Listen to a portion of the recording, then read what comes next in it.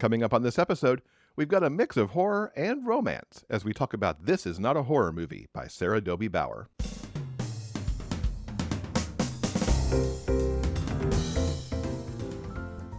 Welcome to episode 464 of the Big Gay Fiction Podcast, the show for avid readers and fans of queer romance fiction. I'm Will, and with me is my co-host and husband, Jeff. Hello, Rainbow Romance Reader. It's great to have you back here for another episode. As always, the podcast is brought to you in part by our remarkable community on Patreon. If you'd like more information about what we offer to patrons, including the opportunity to ask questions to our guests, go to patreon.com/biggayfictionpodcast. Now, we wanted to revisit another of our favorite Big Gay Fiction book club discussions. And you know what? We're just going to dive right into it. So, you ready to talk about a book? I am. I have been eager to talk about this one. I mean, I loved it so much, and I say that every time because you pick great books. But this one was a little unexpected for me because I can get a little skittish with horror things, although I think you're slowly desensitizing me to that because you've had me watching things like we've now done 2 successive runs of American Horror Story. You got me to watch Fear Street earlier this year. So, I don't know. I adored this book so much. And I'm excited to talk about it because I know we also have areas of discord where this is concerned too. So, yeah, let's get into it. Yeah, I picked this story specifically because of its horror themes, and I thought that would be great for the month of October. Despite the fact that it's actually a summer romance and takes place over 2 weeks over a family vacation. Well, that's okay because most teen horror movies take place in the summer because they're usually in summer camp. So for 2 weeks every June for the past 6 years, the Jones family have summered in Longboat Key on Florida's Gulf Coast. Mom and Dad, Emery and his twin sister Liz, who are both 18. This is essentially going to be the last summer before they both go away to college. And for years, Emery has been in love with Dreamboat Connor, who's a few years older than him and Liz. Only this year, when the Nichols arrive at their summer house and Connor comes over to say hi, the usually outgoing object of all of Emery's affections is awkwardly, awkward around him. Could it be Emery's long limbs? He had a late blooming growth spurt his senior year. Or his long unruly hair? He is growing it out. One thing is for sure, this is going to be an interesting summer. I love Emery so much. I mean, I'm a big fan of first-person books anyway, but Emery, his voice comes through so crystal clear from the very beginning of this book. You know everything about him before you come out of the first chapter, basically. How he feels about himself, how he feels about that late growth spurt that he had, and the kind of gangly body that he thinks he's got now. But even how he feels about Connor and how he views himself. I made a note of this particular line as Connor is approaching the house for the first time, and Emery knows he's coming, and Emery says to himself, yes, I know the sound of his feet, don't mock me. Because there's a thing that he does where Connor goes out on these early morning runs, and Emery has an alarm set to get out of bed to see Connor come back from this run. That's how obsessed he is with Connor. And so just that little line and like the things that Emery picks up on and like files away in his brain, I just loved it. I mean, it just started the book for me with such a bang. The Outpost Beach Resort is where all the kids, locals, and summer tourists hang out. Liz has dragged Emery along, and he watches a party from the sidelines. And he's about to leave when a rat, of which there are many at the abandoned resort, skitters past Emery. The rat has a piece of bread in its mouth. Or wait, is that a finger that he's snacking on? Before he is able to investigate, Connor comes over, and they talk about the usual stuff, horror movies, which they both love, and how Connor's having problems with his dad and almost didn't come this year. But he did, and now he gets to hang out with his favorite writer. Okay, why are we hanging out at places where there are rats? That would be my first question, because I would not be going over there. No, thank you. Anyway. Yeah, another super cute scene. We learn a lot more about Emery in that he is one of those sideline people.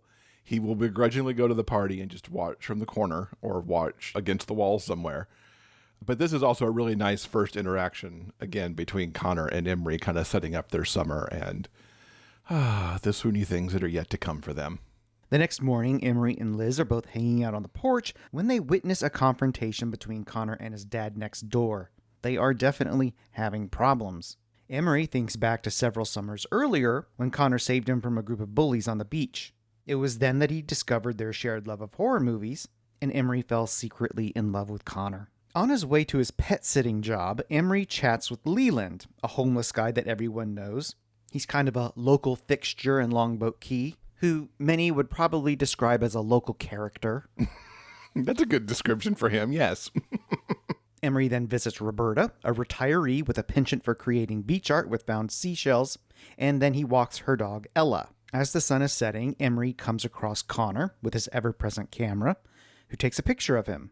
And incidentally, it's this particular moment that serves as inspiration for the cover of the book. Connor isn't in the mood to go home. Can he come over and watch a movie?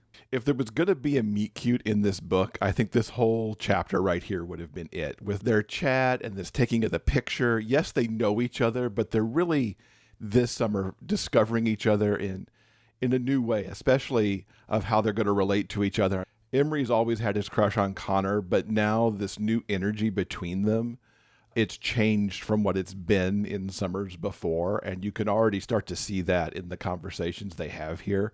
Oh, they were so good. I couldn't put this book down. I would stay up late reading this at night because it's like, I just need a few more pages of these two because they're so sweet. The way that Sara has written this with essentially without a true meet cute.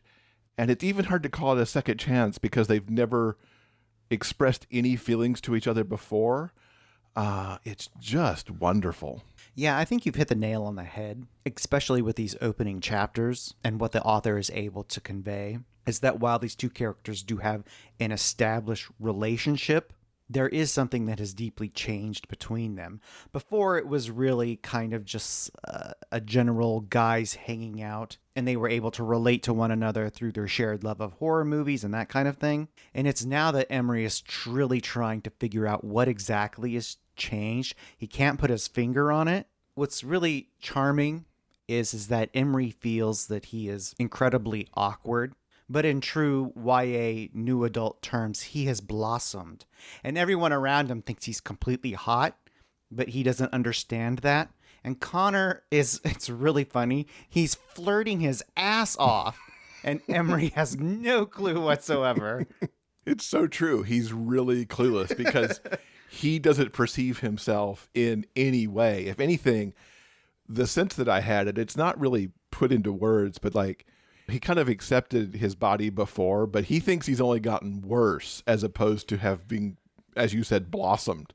His family can't convince him of it. Other people can't convince him of it.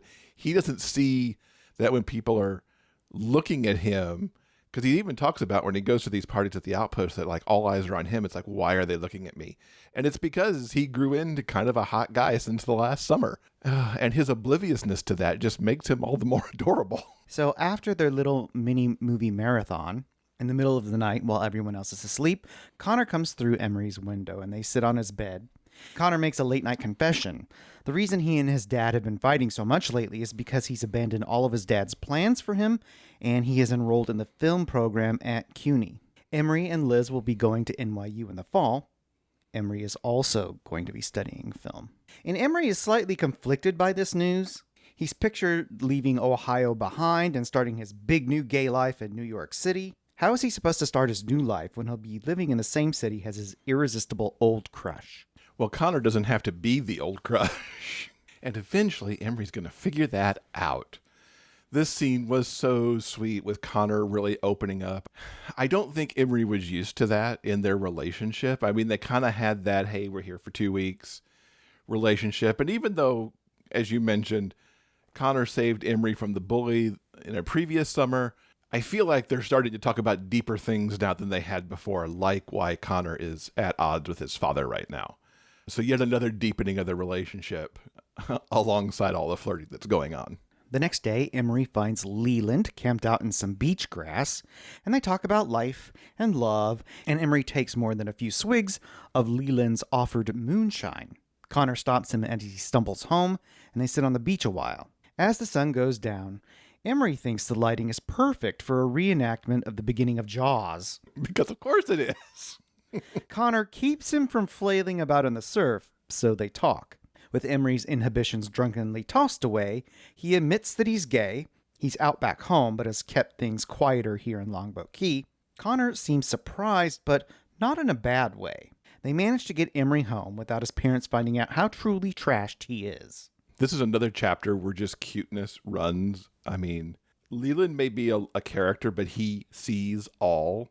There's this great line that he gives to Emery as Emery thinks he's come out to Leland, but Leland knew all along, as he says, "You look at boys and girls differently is all. You look at girls like they're abstract pieces of art. You look at boys like they're the Sistine Chapel. I'm not blind." No, Leland does know pretty much everything. And then the whole thing at the beach when Connor and Emery are talking, there's just so many cute after cute after cute things. So there's this moment too where they're talking about Emery being gay and he's just come out, and Connor's mouth kind of hangs open for a second and Emery reaches over to close it. I mean, how ridiculously cute is that? It's like, let's just close that right now. The characterizations that Sarah has given these two are just so perfect. Like I said, I could just like say swoony nonsense for the rest of this episode and be just fine. The next morning, Emery is well and truly hung over, and he finds his sister doing yoga out on the porch, with beautiful Connor trying to follow along beside her.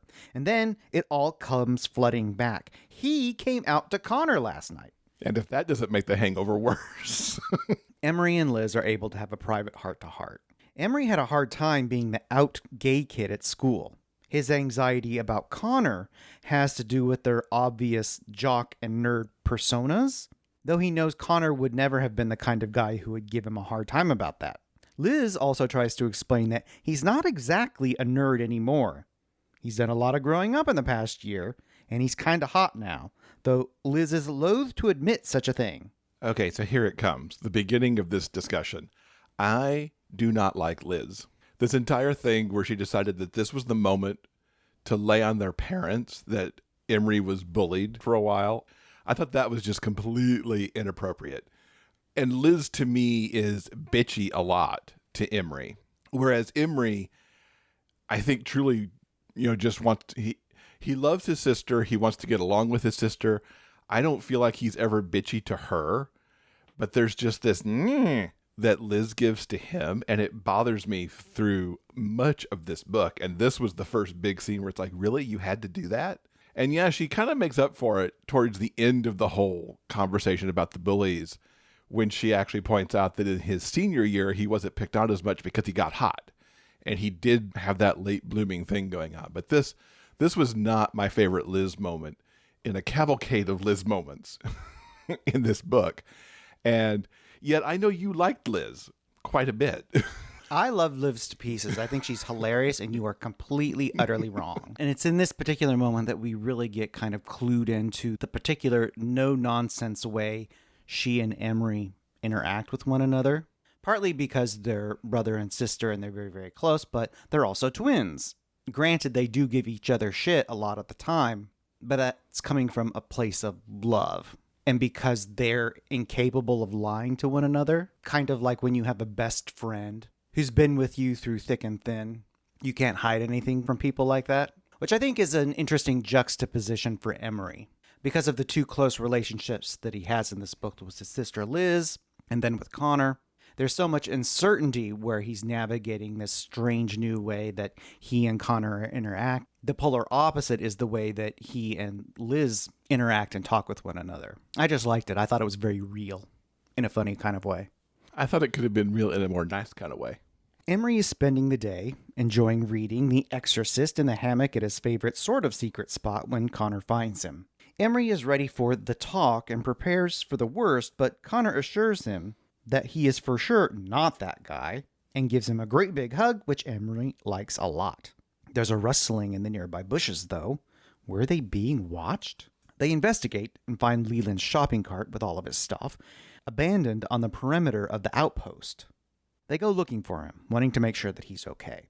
And even though it's the middle of the day, the broken down, abandoned resort is giving them seriously creepy vibes. They come across an eerily well-dressed woman, Tabitha, a representative of the real estate company that has just bought the outpost. And she seems to take a particularly predatory interest in Emery, before sauntering away. They continued their search, and Emery remembers that Leland mentioned a favorite room that he sometimes used as a place to crash. He and Connor go find the decrepit resort building and the specific room that Leland mentioned, but it's empty. But there is a huge fresh blood stain on the bedroom floor. The first time Tabitha came on page, I was like, oh, inappropriate much? One of the first things out of her mouth to the boys is, aren't you a teaspoon of yum? It's like, ooh, goodness. But yeah, her introduction was interesting because you get the weird, seductive kind of vibe that she's got. I kept trying to relate this. It's in the back of my mind somewhere. I could see in some movie that I've seen who this character is, and I haven't quite been able to bring it out of my brain yet where I've seen this kind of character before. But it's like, oh, I could think of a lot of people who could play her so well in the movie. But now we've got the big mystery. It's like, where is Leland and why is there all this blood in this room? It's that first big creepy sting of music that would happen. Speaking to what you just mentioned about Tabitha, I think what the author is able to do is that she's able to paint a picture with such specificity. Mm-hmm. Now, the whole book is told from Emery's point of view, and it's through his point of view that we're able to experience these particular things in Emery's very unique, specific way. Leland's not just some generic town drunk. He's lived a life and has opinions, and he has a relationship with Emery. And then you have sort of a walk-on character like Tabitha. She's not just creepy and inappropriate in a generic way, it's in a very specific way. And it really brings each of the characters, no matter how much time they have on the page, it really brings all of them to life. Yeah, it's really very nice. And you have to think that a lot of Emery's point of view is colored through the lens of the horror movies he's watched and the novels that he's read. He knows the tropes. He knows what's going on. He knows exactly what is in play here and kind of everybody's role in it. It's a lot of fun. It really is. Emery and Connor go to the authorities, and the sheriff, who is kind of hot, they constantly refer to him as Magnum P.I. Despite his hotness, he's still sort of the 80s lazy cop horror movie cliche. Just like he's supposed to be. He's the kind that ignores the teens while a mass killer massacres half the town. Since he is no help, they decide to go back to the outpost. Connor quips that if this were a horror movie, Emery would definitely be the lone survivor. And it's here that Emery amusingly assures them that he is definitely no virgin, and if they're gonna go get killed, they might as well go and do it together. But when they return to room 306, the bloodstain has vanished, as if it was never there. And it's after this confusing turn of events they decide to go back to Connor's house. You see, earlier, using his ever-present camera, they took photos of the possible crime scene, and they'll be able to better examine the pics on Connor's laptop. Liz joins them as they arrive at the summer rental house, and in Connor's room, Liz takes a peek at Connor's laptop and starts acting weird. She insists that she needs to talk to Connor alone. And besides, she tells Emery, shouldn't he be walking Roberta's dog right about now? And it's later, as he walks Ella along the beach, he spots Connor and Liz, sitting in the sand, acting awfully chummy. This, of course, is a total misinterpretation of what is going on. But for Emery, it is a crappy end to a totally messed up day. I like how his solution at the end of the day, and perhaps to get back at Liz, is if he can be eaten alive by a shark. Wouldn't that just show her? Yeah, there's a lot that goes on in this chapter between discovering that the blood is gone, whatever is going on Connor's laptop that has upset Liz and freaked her out a little bit, and then everything that Emery is having to think through during the walk with Ella. I really like how Sarah's able to keep everything in play and everything moving, even with so many things happening. There's so much information that gets put out there, and I don't want to imply that that's an info dump. We're getting fed all the information right when we need to, but the pacing that this book has as we lead up to all the stuff that, of course, is going to go down in the final act. But then, boy, does the final act just keep coming at you. It's really a masterwork at pacing in my mind. The next morning, Emery procrastinates for as long as possible, eventually going next door to look at Connor's pictures. Connor is freshly showered after his run and is oh so very irresistible. The pictures themselves don't tell them very much. Was it even real blood? Emery decides that they need to go back to the outpost. His friend is missing. Leland might be in trouble. Just as he and Connor arrive at the outpost, the sky opens up. Torrential downpours and sudden apocalyptic summer storms are not uncommon in Florida. No, they certainly are not. So the two of them decide to wait out the deluge underneath the overhang of a dilapidated building that is on the property. And the two of them talk, Connor asking about Emery's writing. And as they're talking, Connor is getting close and personal. A little too close. Emery keeps backing up until he falls over and falls through some rotted plywood that is covering a hole. Down he falls, somewhere dark and dank, the sub-basement of one of the buildings. He's hit his head, there's blood everywhere, and even though Emery is slightly dazed, he can swear that there are glowing red eyes in the darkness. Eventually, Connor is able to get to him, he picks him up in his arms and carries him home through the storm. And isn't that just the cutest thing? Getting carried home in a storm by the big burly jock guy from next door. Once the bleeding is stopped and his parents have cleaned him up a little, Emery and Connor have a moment alone. Connor shoves his laptop at Emery, and he sees a file, labeled with his name, filled with pictures of him. Connor explains that Emery is an excellent subject, so very good looking, and he likes Emery. He likes him. And he's sorry that he tried to kiss him earlier, giving him an almost concussion. And it's in this moment that Emery gets very emotional, realizing that his long-held dreams about his dream man might just be coming true. Connor asks him out on an official date, and they almost seal the occasion with a kiss if it weren't for Emery's family, who are not so quietly eavesdropping and offering their loving support from the next room. That was very cute. I appreciated that scene of the eavesdropping. I appreciated a lot of what went on in that sequence. We often talk about on book club episodes and in the show itself how much we like nice guys who talk. These two are young, but they're still nice guys who talk. I mean, they put themselves out there. Sometimes it takes them a little bit to get past some of their own inhibitions and their own internal kind of baggage about themselves to get the talk going. But then it happens, and you have talk sequences like we have here at the outpost in the rainstorm, back at Emery's house, post the first aid time, where they're just kind of talking, and it becomes clear that, yes, Connor is, in fact, very, very, very interested in Emery and not in Liz. It's just so sweet.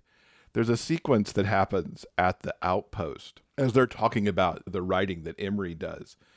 And Emery actually says that writing is so much safer, it gives me time to think about what I'm saying before I say it.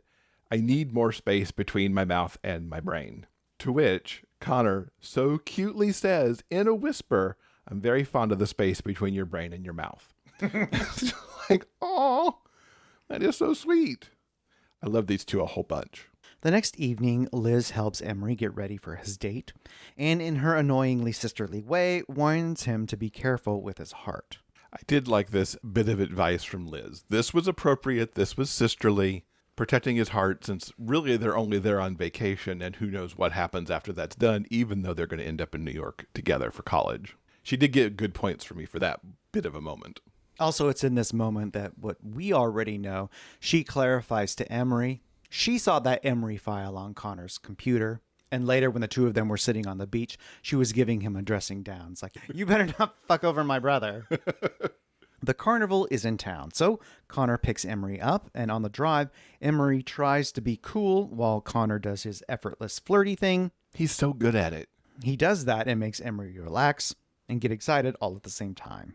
When they arrive, the carnival is packed with people, and there's lights and there's noise, and of course the two of them, they head to the haunted house first. They go inside and they cling to one another as they navigate the foggy, dimly lit halls, filled with jump scares. After one particularly jarring fright, Emery sees the glowing red eyes again. The same one, he thinks, that he saw earlier. And who exactly is the Vincent Price look-alike who seems to be following them around? Later, their first kiss doesn't go quite as planned, but once they manage to make it happen, they can't get enough of one another. After they drive home in the driveway between their two houses, Connor suggests that they could take things upstairs to his room. Emery's into it, like truly into it, but maybe waiting at least a little bit would be best as they figure out what it means to go from friends to something much more. Such a lovely date, although I question the carnival, because I mean, carnivals in horror movies are not often places you really want to show up to, but it was a really nice date and they got out of it unscathed.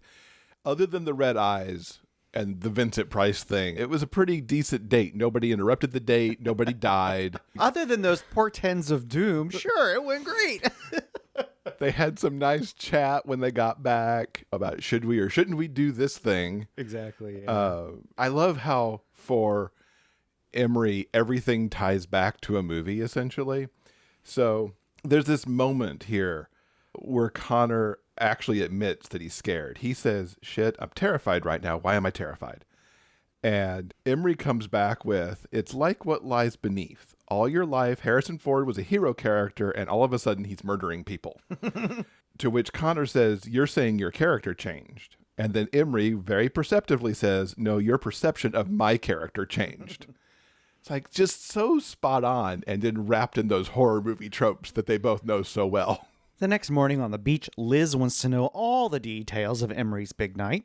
Of course she does. As they're walking, they come across something gruesome.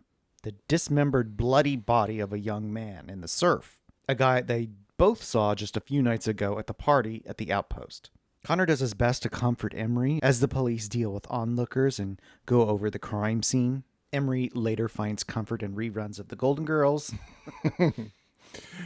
Not only are there horror movie references in here, but everybody's into 80s television. This book is modern day, but the references to Magnum P.I. and The Golden Girls I get because they're kind of on a lot depending on what channels you look at. But Magnum P.I., classic Magnum P.I. is like, I don't feel like that's on all the time. So you really had to go for that Tom Selleck reference. And I loved it as a child of 80s television. And of course, this body just says Shark Attack all over it. And everybody's going to go like, Jaws, Jaws. Oh my God, Jaws. So the dead teenager, his name was Duke.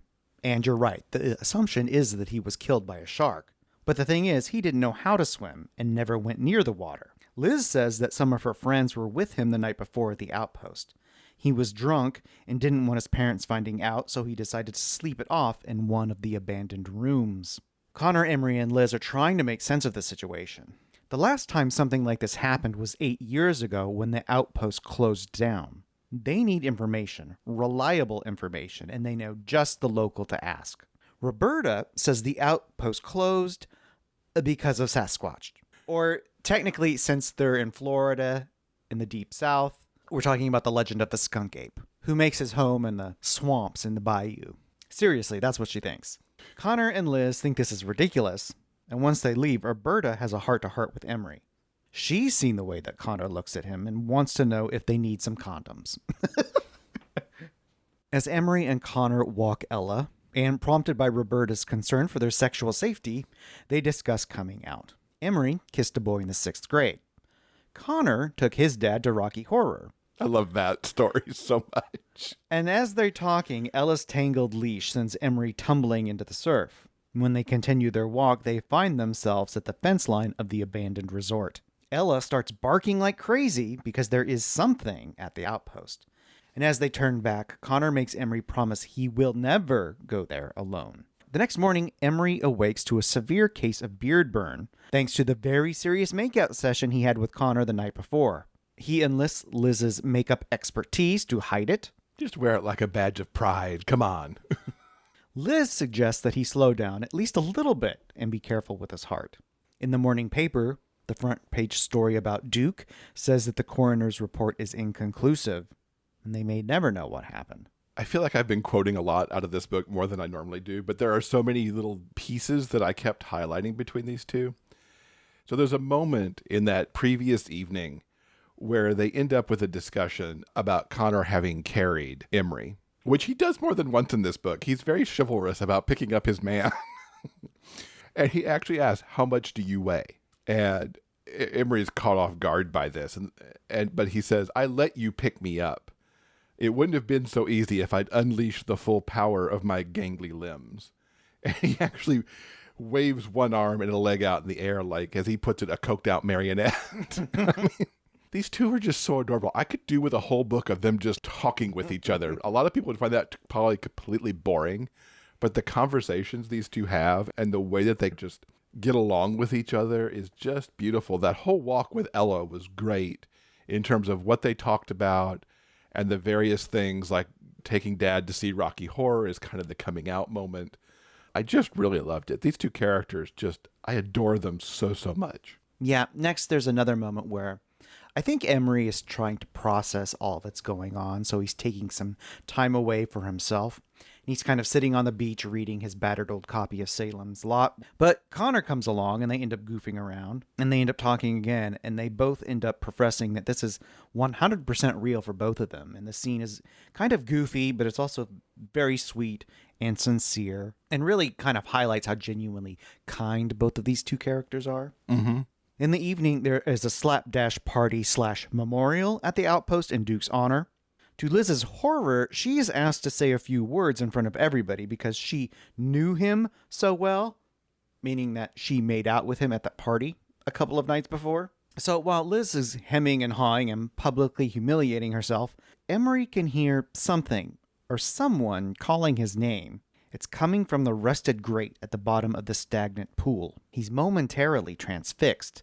The person, the thing, whatever it is, it wants him to join them. Connor, thankfully, keeps him from face-planting in the bottom of the cement pool and rushes him back to his place. In his room, Connor is so distracted by M's odd behavior that he has a mild panic attack. Emery is able to talk him down, and they're able to lie in bed until it's time for Emery to go back to his family's beach house. I really like that vulnerability in Connor to have the panic attack, because so often he's the one jumping to the rescue and carrying Emery away from whatever and getting Emery home and making sure he doesn't go to the outpost to do something stupid. But we see here that Connor's got his own vulnerabilities and that he can actually have a little freak out over these things that needs to be talked off the edge.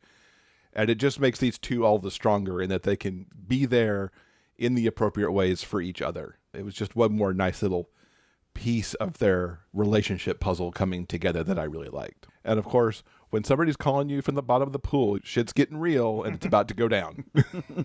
The next day, Liz and Emery are hanging out when Connor comes over. He barges in with his laptop in hand, clearly freaked out, and he shows them a picture that he took of Emery from the day before. There, in the background, in broad daylight, is the maniacal face of Vincent Price. And before they can figure out why this stalker is obsessed with Emery, Vincent shows up on their doorstep. If ever there was a moment for another good horror movie music cue, that would have been it right there. Yeah, it's super weird and very creepy.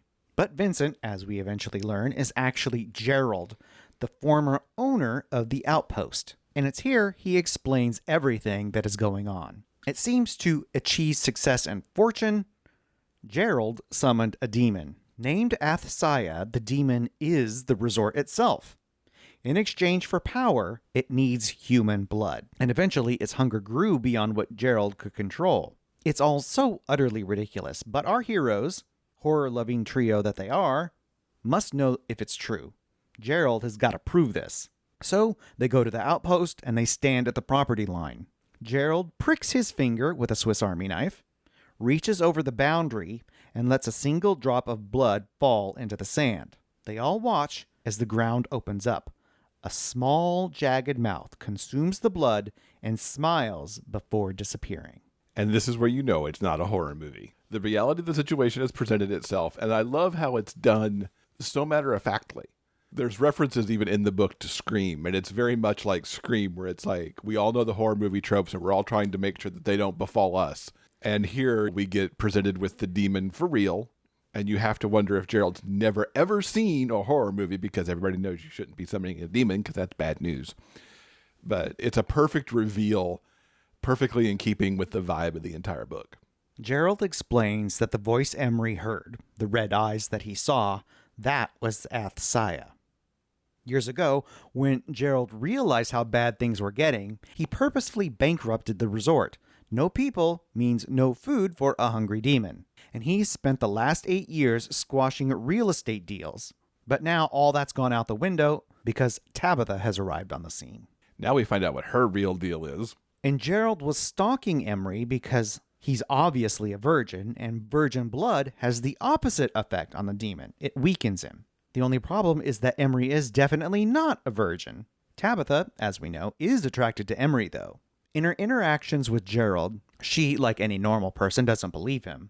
Maybe Emery can talk some sense into her before she builds a brand new resort, essentially ringing the proverbial demon dinner bell with thousands of tasty new tourists to snack on. Connor and Emery get dressed up for their meeting with Tabitha. I mean, it is a business meeting after all. And with the fate of the world at stake, the two of them head over to the temporary offices where Tabitha has set up business. Now, as we've previously established, Emery has no real game, but that doesn't mean he doesn't spark that certain predatory gleam in Tabitha's eye. The way she talks and the way she acts, it kind of reminds me of all those deadly suburban MILFs in Lifetime movies. That's kind of brilliant. I wonder if that's what I was trying to put my exact finger on when I was trying to figure out what she reminded me of. But that kind of does it right there.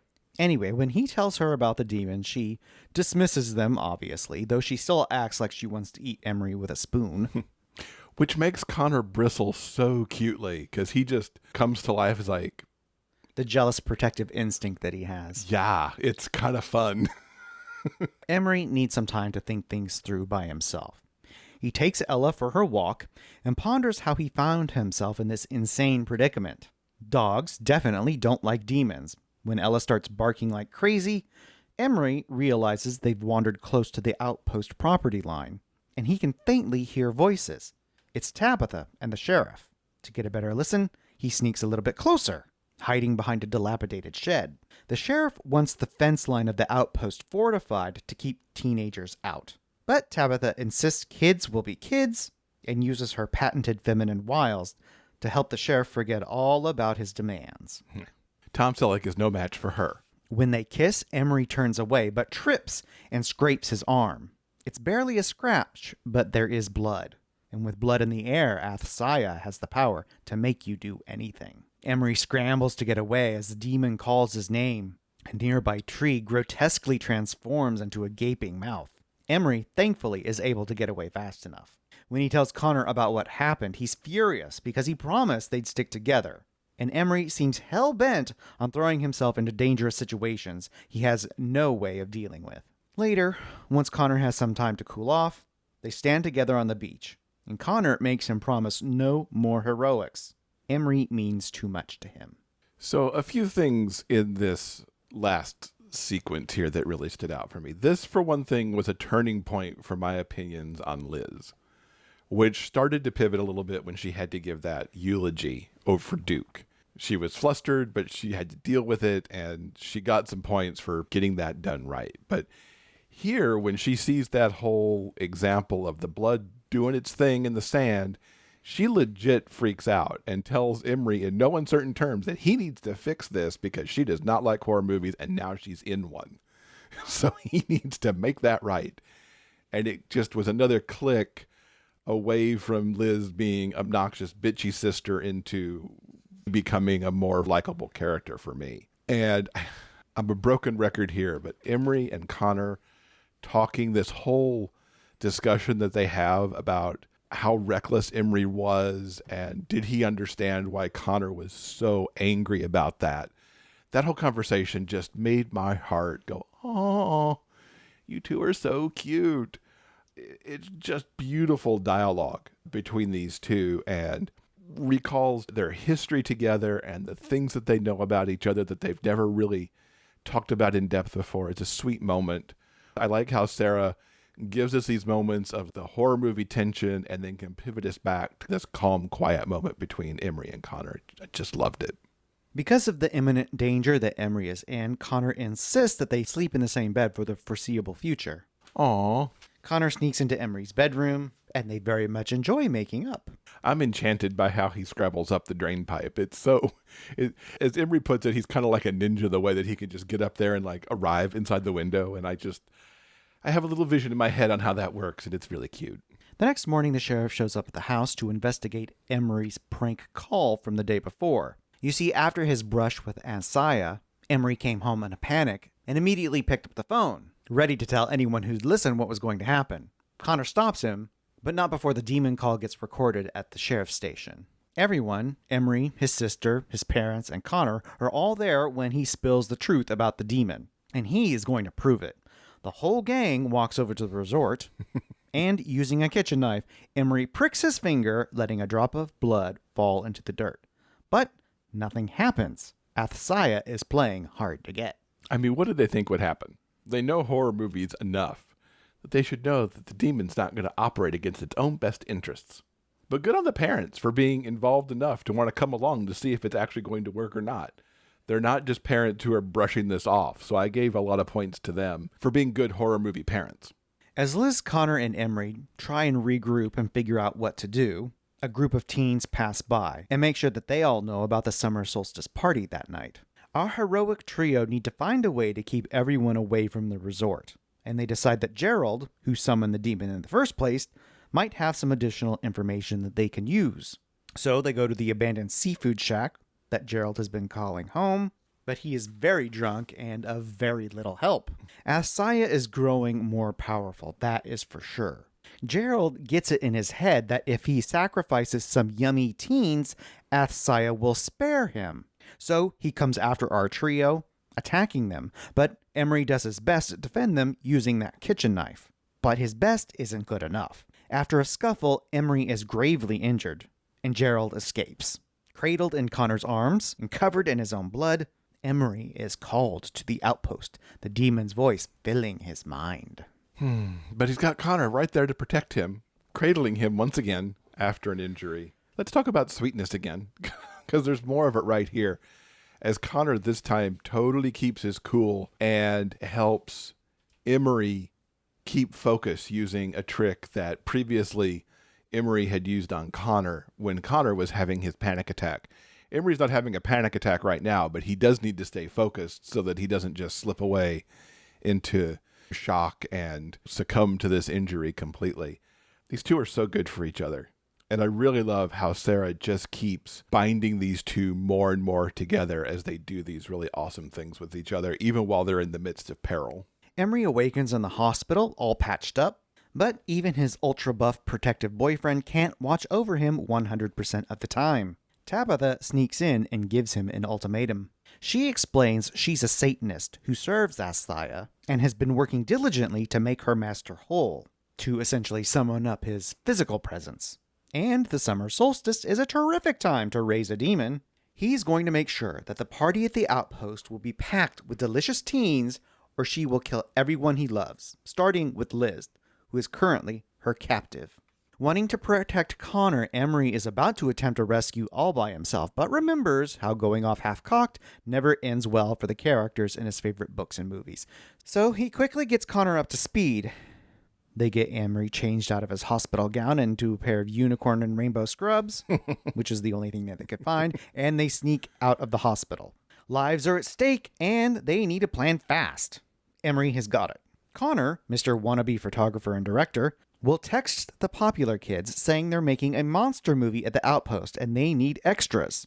That way, later, if they need them to run for their lives from a bloodthirsty demon, Connor can tell them to run, and they'll do it because it's part of the movie.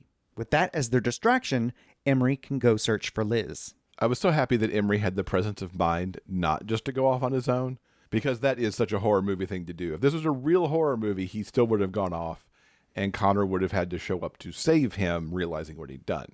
Here, they're truly doing there are power in numbers, and there's power in putting our thoughts together on how to do this.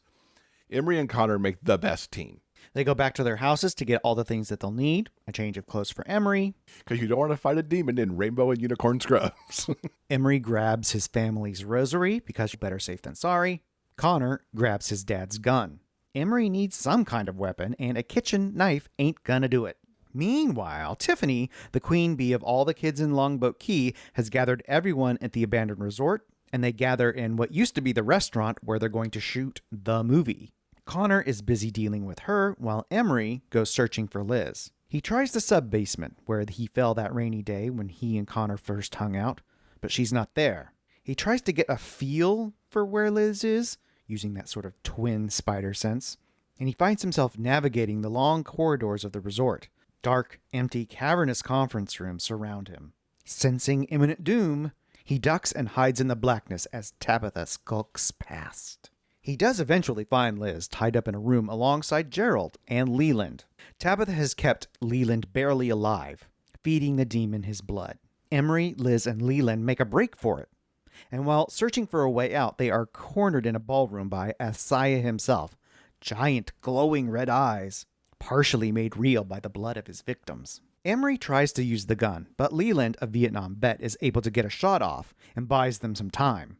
But the commotion has brought Tabitha. Wielding a large Bowie knife, she attacks our trio, who fight back heroically. But Leland is injured, and Emery's stitches have split, his wound reopened, the haunting voice of Asaya urging him to kill everybody. So it's up to Liz to save the day.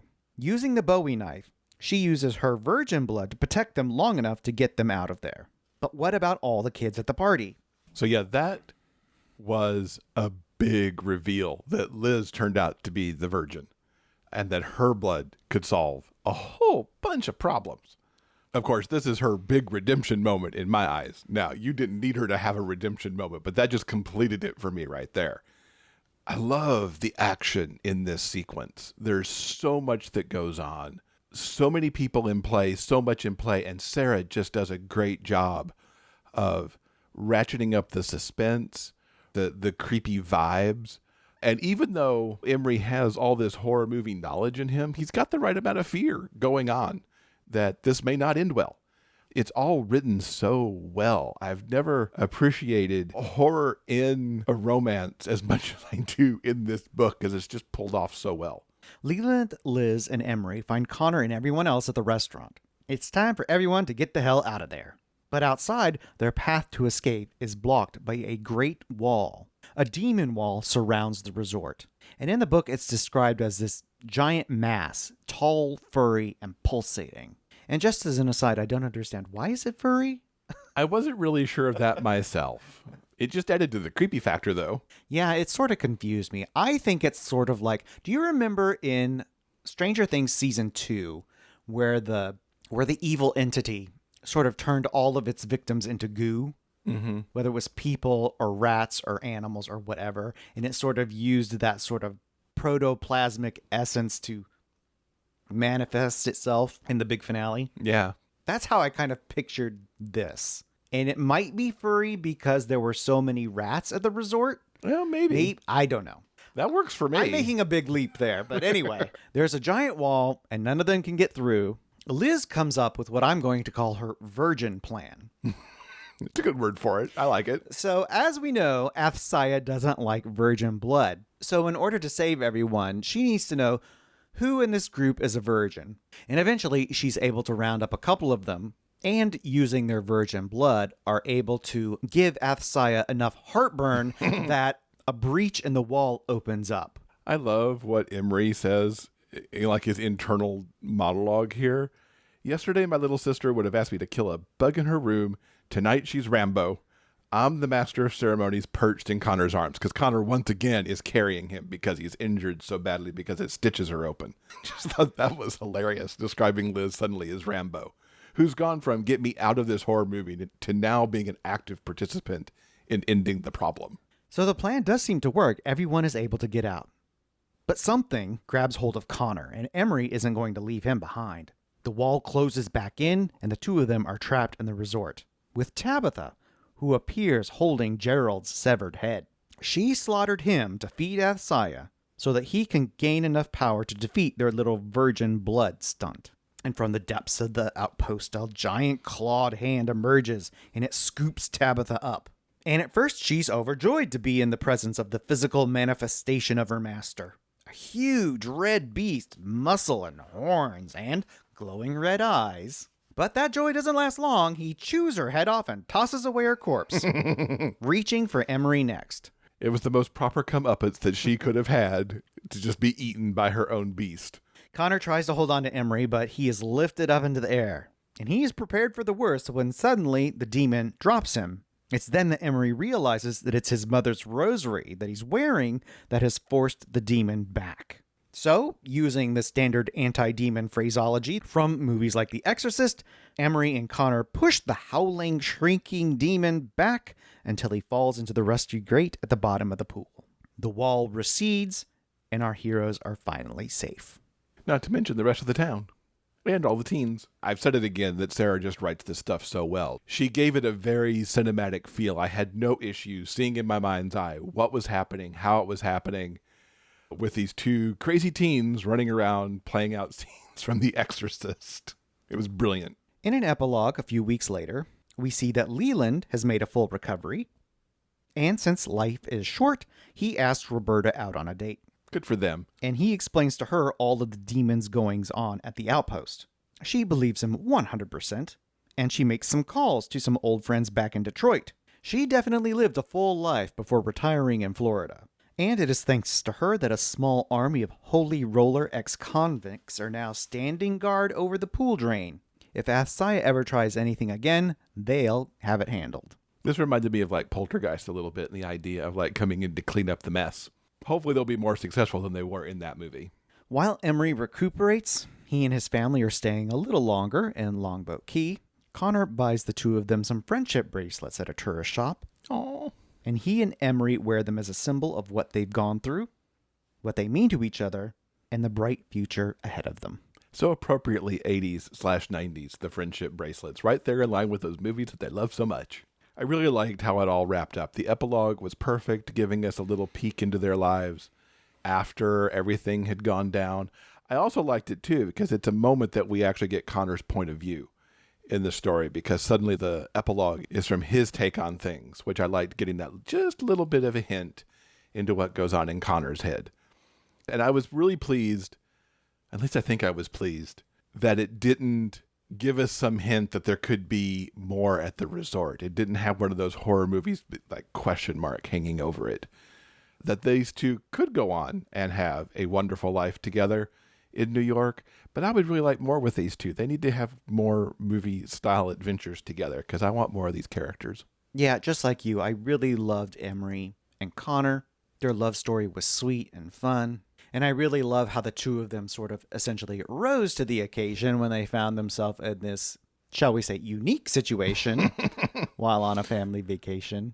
Yeah, I loved everything about this book. The characters, the romance, the fun, the thrills. I really enjoyed the world that Sara Dobie Bauer was able to create in this particular story. And incidentally, I also think the narrator Blake Lockhart did an exceptional job on the audiobook, especially when it came to Emery's specific single POV. He really nails Emery's charm and awkwardness, but he also does an amazing job with all of the other characters.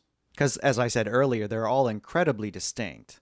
The story is filled with a lot of heart and humor, but also the plot depends on a lot of eerie, creepy set pieces. And Blake Lockhart does a wonderful job of bringing these characters and these situations to life. It might have been a good idea that I didn't do the audiobook, because it might have freaked me out more having to hear it as opposed to just processing the words through my brain. I've often, throughout my life, read horror easier than I've actually sat through a horror movie. So it might have been good that I just stuck with the book. Yeah, the supernatural mystery elements don't really kick in till like chapters 2 and 3, but I think at the beginning you get a really good idea of the unique dynamic between Emery and Connor and Liz. I think it's a lot of fun. This episode's transcript has been brought to you by our community on Patreon. If you'd like to read the conversation for yourself, head on over to the show notes page for this episode at biggayfictionpodcast.com. Hey ChatGPT, what did you think of the discussion of This Is Not a Horror Movie? Based on your conversation with Will, This Is Not a Horror Movie sounds like a delightful blend of romance and horror, with a focus on the coming-of-age experiences of its main characters, Emery and Connor, while also dealing with some unexpected supernatural occurrences at a seemingly haunted resort. You discuss the story's strong, well-developed characters, particularly Emery, whose awkwardness and self-perception are both endearing and relatable.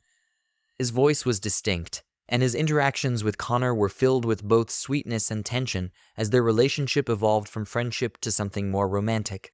The dynamic between Emery and his sister, Liz, was also highlighted, with contrasting views about her role in the story.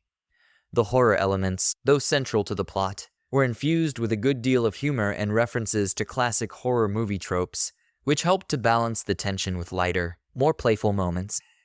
The supernatural mystery involving a demon at the resort added an intriguing layer to the story, with the horror gradually intensifying as the story progresses. Overall, the book seems to be a fun, engaging read that mixes horror and romance effectively, with a satisfying blend of scares, humor, and heartfelt moments. The well-paced plot and cinematic writing style make it easy to visualize the scenes, and the characters' relationships are at the heart of the story, making it a compelling read for fans of both genres. So you know what? I really love how chat picked up on our difference of opinion about Liz. This is one of the only book club discussions I think we ever had where we had a difference in opinion on how we viewed a character.